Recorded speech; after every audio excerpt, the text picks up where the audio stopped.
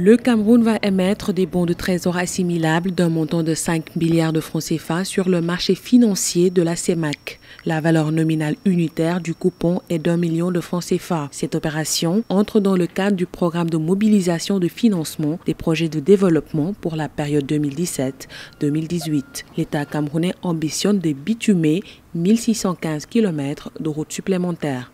Donc le Cameroun de plus en plus finance son développement à travers la mobilisation sur le marché financier. D'abord, c'était la douane, c'est illimité qu'à Douala au Cameroun.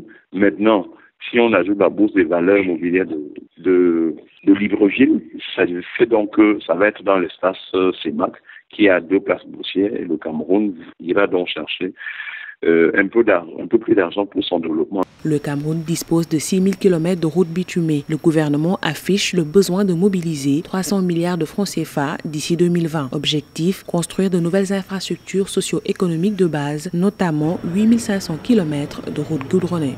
Le gouvernement, jusqu'ici, à ce niveau-là, je ne vais peut-être pas lui donner note sur note, mais ils ont plus de 14 sur 20. Je commence d'abord par sur le plan de l'éducation.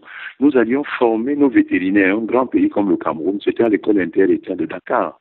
Mais depuis pratiquement 2006, nous avons ouvert une faculté de sciences vétérinaires à l'université de Gaoundéré. 2009, le Cameroun a lancé l'école de géologie et d'exploitation minière de l'université de Gaoundéré qui est basée à Méganga, donc ça fonctionne.